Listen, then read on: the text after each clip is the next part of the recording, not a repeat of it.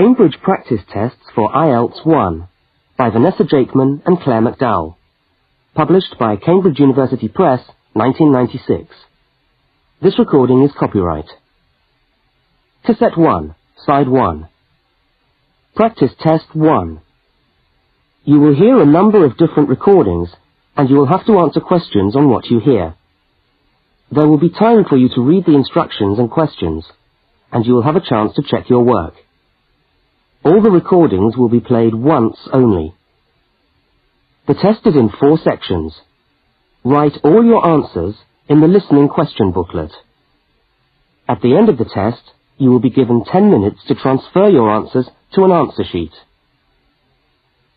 Now turn to section 1 of your question booklet.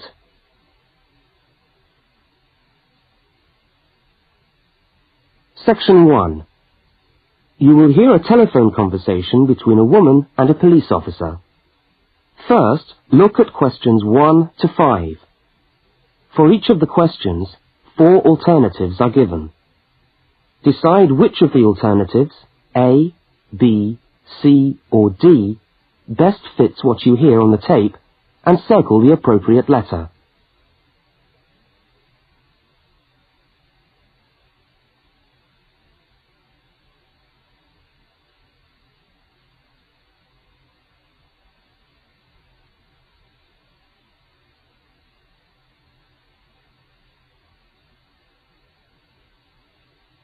You will see that there is an example which has been done for you. On this occasion only, the conversation relating to the example will be played first.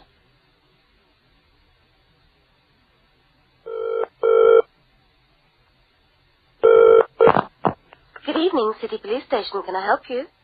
Oh, hello. I'd like to report a stolen briefcase, please. Just a minute and I'll put you through. The woman says she wants to report a stolen briefcase, so A has been circled. Now we shall begin. You should answer the questions as you listen, because you will not hear the recording a second time. Now listen carefully to the first part of the conversation, and answer questions 1 to 5.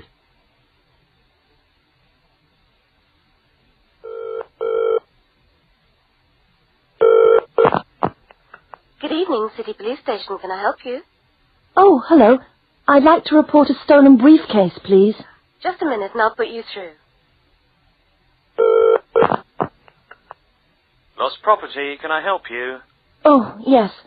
I've had my briefcase stolen. Okay, I'll take some details. Tell me what it looks like, first of all. Well, it's a soft leather one, you know, not a heavy box type like a man's. And how does it close? It's got buckles at the front, 2 of them. They're gold-plated ones. Fine. Was it locked? No, I'm afraid not. Never mind. Any distinguishing features? Pardon? Any marks or badges on it that make it stand out? Only the brand name. And where's that? It's on the back, at the bottom in the left-hand corner. It's saggy. Oh, and there's a scratch. It's quite bad, but small, directly above the brand name. I did it recently, putting it on my bike. Right, got that. So, what did you have inside the briefcase? Well, all my papers from college.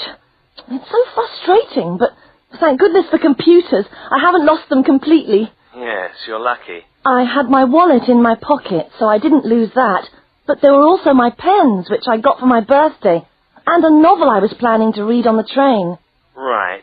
Where exactly did you lose the briefcase? Well, I couldn't believe it.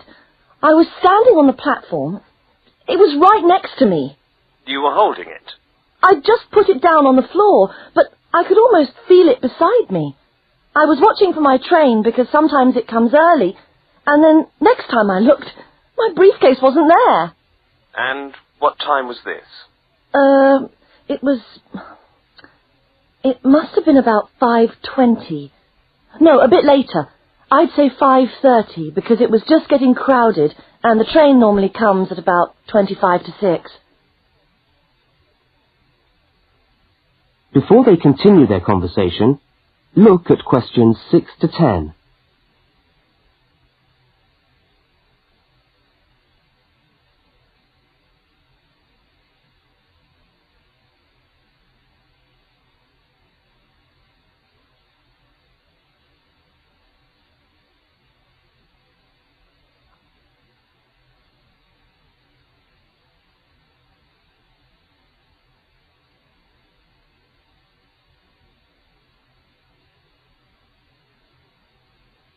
As you listen to the rest of the conversation, complete the form by filling in the numbered spaces 6 to 10.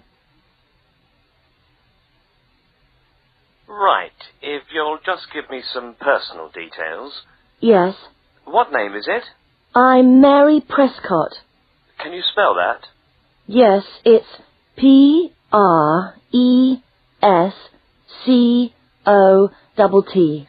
And your address? Flat 2, 41 Fountain Road, Canterbury.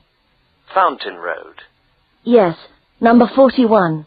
And have you got a contact telephone number? Yes, it's 752239. 752239. Fine. One last question. What would you say the value of your briefcase is? Including the contents? Yes. Just a rough estimate is fine. Oh, I'm not sure. Well, the briefcase itself is quite new. I bought it last month for £40. I suppose about £65. The contents are worth about £20 or £25 at least. That's fine. Well, if you could come down to the station tomorrow, you can sign this form and have a look at what we've got here. Okay, thanks. Bye. Goodbye.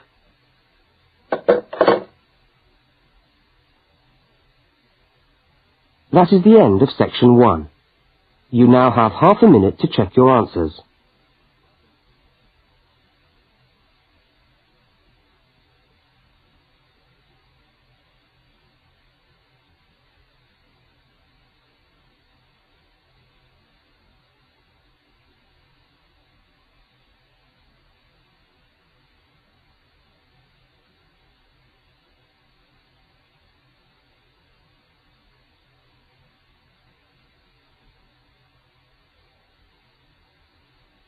Now turn to section 2.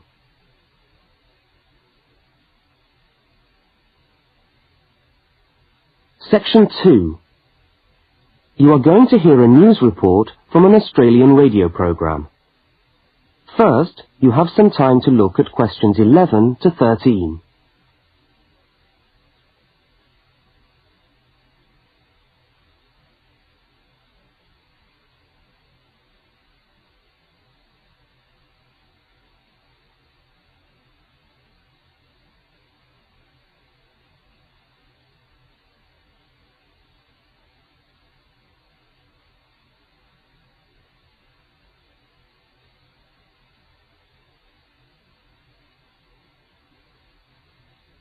Now listen to the news headlines and tick the 3 other items which are mentioned.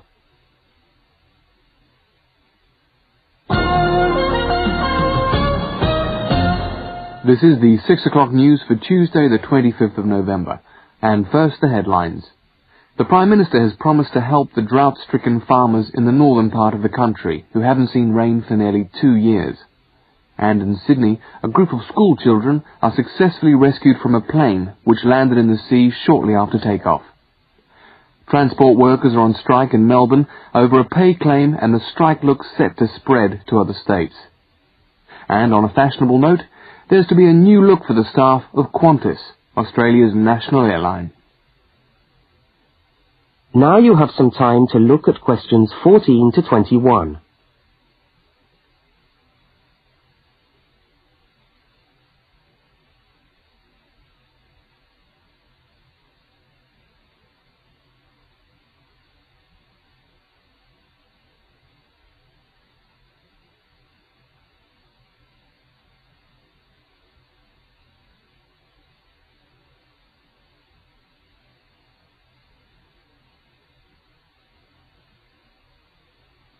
As you listen to the rest of the news, complete the notes in the spaces provided.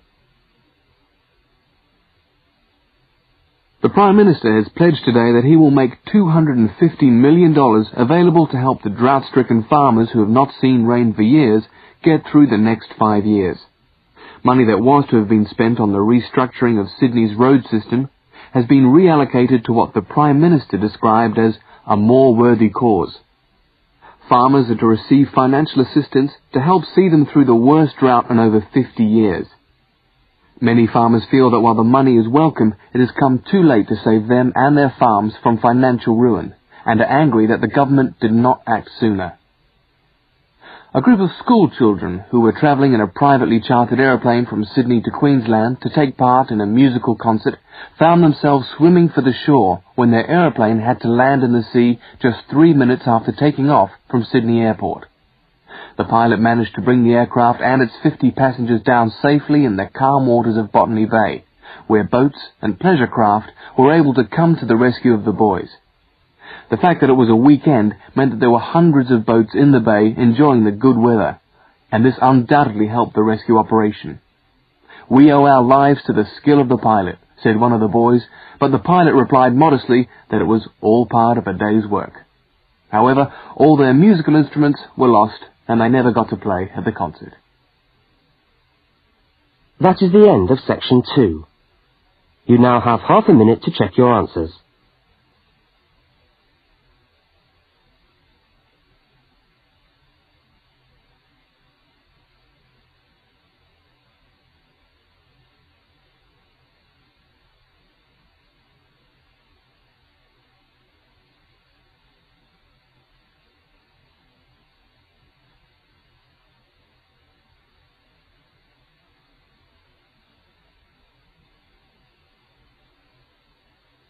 Now turn to section 3.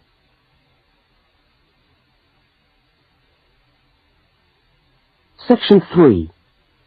In this section, you will hear a conversation between a university student and a university lecturer. Look at questions 22 to 25. For each of the questions, 4 alternatives are given. Decide which of the alternatives best fits what you hear on the tape and circle the appropriate letter.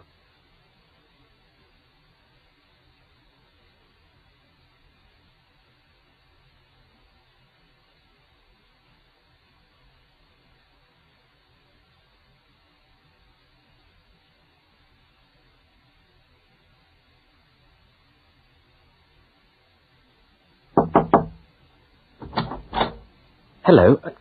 Can I come in? Oh, yes, come in. How can I help you? I was looking for the economics office. I've been all over the arts faculty building looking for it, but I could only find the School of Accounting and Economic History. Is this the right place? Yes, this is the School of Economics. Oh, good. I'm a new student, and I was wondering if someone could give me some information. Well, I might be able to help. I lecture on that program. What do you need to know? Oh, quite a few things, actually. Firstly, how many lectures a week do I have to attend? Ah, well, the Economics 1 course is a double unit. So there are 2 lectures a week and 1 tutorial. Oh. The lectures are scheduled for Tuesday and Thursday. What time? Let me see. You know, this information is all in the handout, which you should have received yesterday at the orientation meeting. Was there a meeting yesterday? I didn't know about that. No one mentioned... Yes, there was. But never mind. Now, lectures are at 4 in the afternoon. Oh, 4's a bit late. I've got a part-time job that starts at 4:30. Well, you can't be in 2 places at once, can you? And attendance at lectures is necessary. We expect at least 90% attendance at this university, you know. 90%? That's high. Do they enforce that rule? Yes, we do. We're pretty strict about it, actually. And what times have been set down for the tutorials? Do you have that information? That's a very well-attended course, so there's a number of tutorial times. Monday, Wednesday and Friday, all at 9 o'clock. Yours will be allocated at the first lecture. Can't I choose the time? Maybe, maybe not. You'll have to talk to the lecturer on the course. Dr. Roberts is his name. Oh, okay. Now look at questions 26 to 31.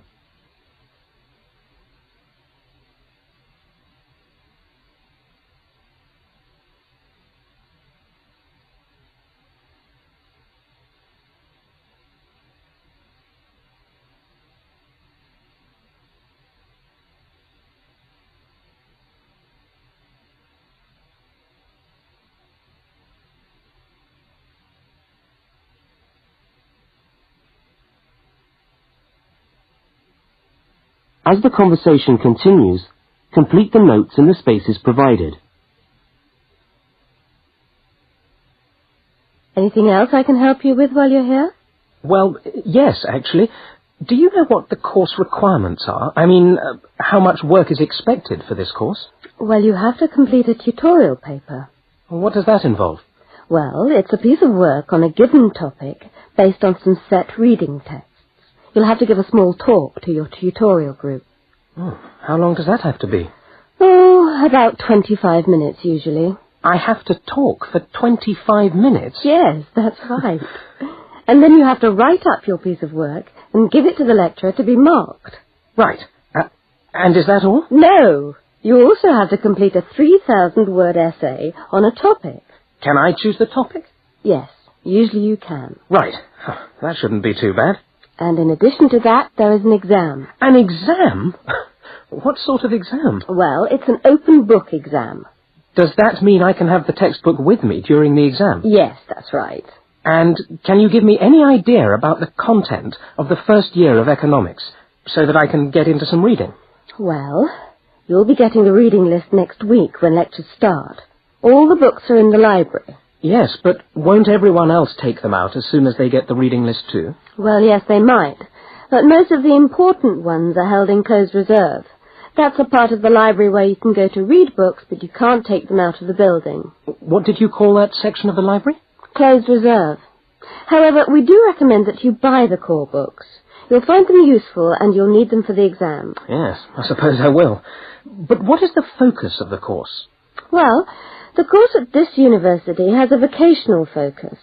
That is, a focus on preparing its graduates for work. So we're orientated very much towards employment. Oh, so my chances of getting a job are good. Well, provided you get good results. Well, look, thanks for your time. You've been really helpful. That's fine. See you next week, then.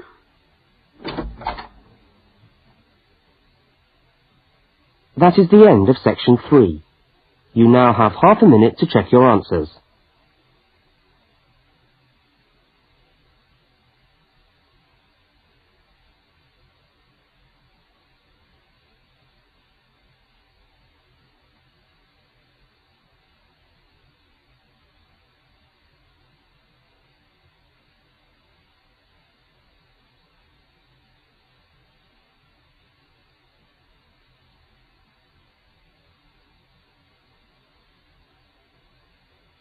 Now turn to section 4.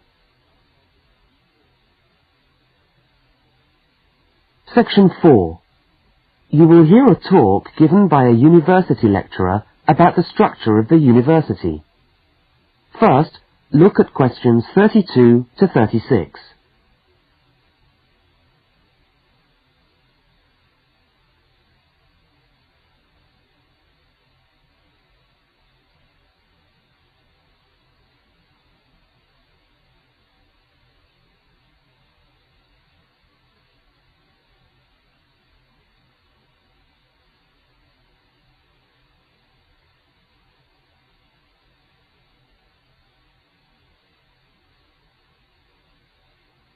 Now listen and answer questions 32 to 36.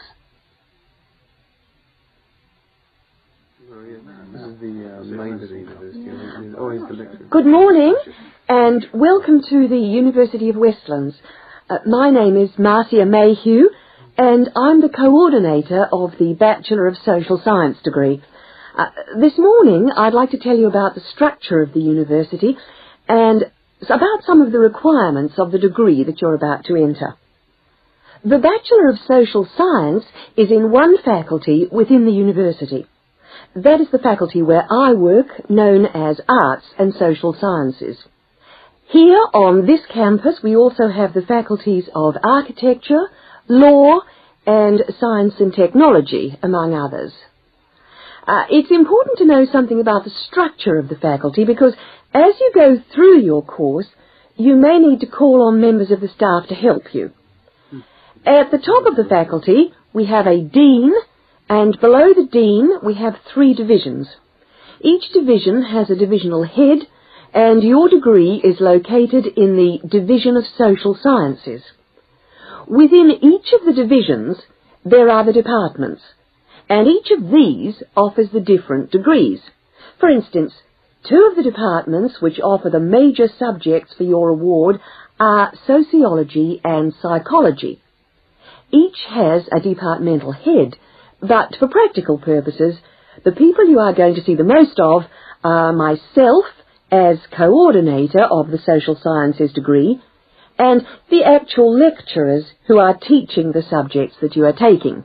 For instance, in the first semester, you'll be doing 4 subjects: psychology, sociology, history, and economics. If you have any problems or difficulties, not that I'm anticipating you will, but you never know, then you should go and see your lecturers. For instance, you may find that you can't meet a deadline for an essay, or perhaps you're having problems with attendance. These seem to be the 2 most common problems that students face.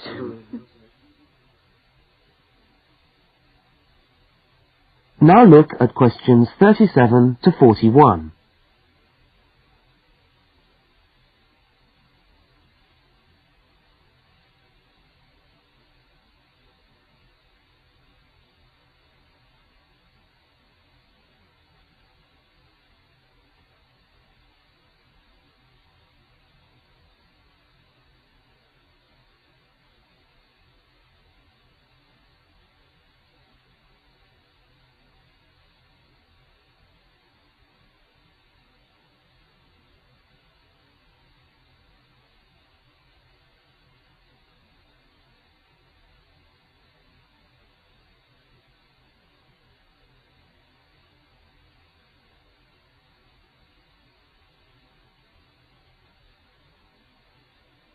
As you listen to the rest of the talk, answer the questions 37 to 41. If your lecturers are unavailable, you can always come and see me in my office. I'm available on Wednesday and Thursday mornings and on Friday afternoons. Outside these hours, perhaps you could ring the secretary and make an appointment. Now, you'll note that all of the subjects which you undertake in the first year are composed of lectures and tutorials. A lecture is about an hour long and a tutorial usually runs for about 2 hours. A lecture is rather like what I'm doing now, where one person will talk to all of you together on a subject. Now, we do ask you to try to attend the lectures. A tutorial is perhaps where most of the learning occurs at a university. You will be divided into groups of between 12 and 15 students, and each week one of you will have to present a piece of work to the group as a whole, and then the group will discuss what you've said. It's this discussion, this exchange of ideas, which really constitutes the basis of university learning, in my view. Listening to lectures in many ways is just giving you information that you could access for yourself in the library. But the discussion at the tutorial is very important. This doesn't mean that you shouldn't go to the lectures, though. Other factors to be particularly concerned about are the structure of essays and delivery of written material. And in particular, I would like to mention the question of plagiarism. Plagiarism is taking other people's work without acknowledging it.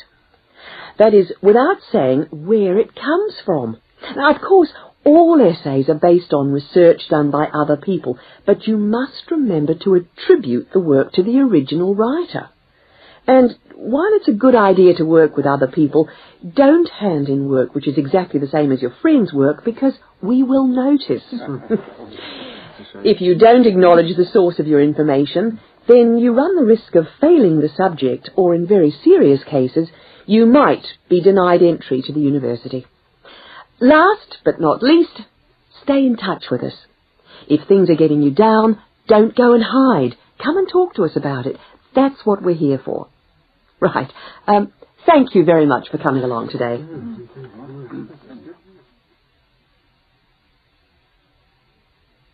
That is the end of section 4. You now have half a minute to check your answers.